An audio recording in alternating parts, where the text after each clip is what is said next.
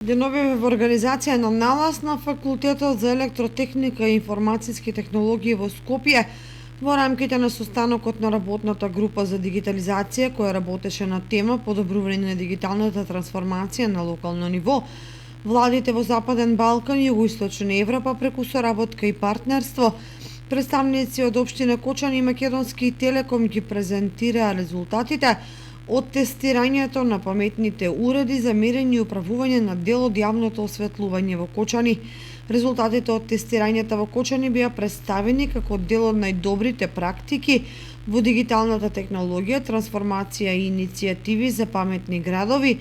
теми кои беа опфатени на состанокот на работната група.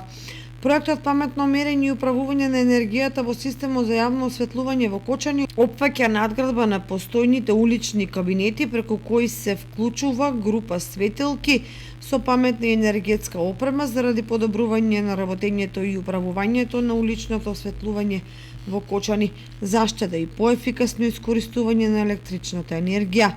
Овој проект, кој е подржан од проектот ЕУ за енергетска транзиција, пакт на градоначалници во Западен Балкан и Турција, финансиран од Европската Унија и Германското федерално министерство за економска соработка и развој, представува чекор напред кон модернизацијата и управувањето со енергијата во системот за јавно осветлување во Кочани.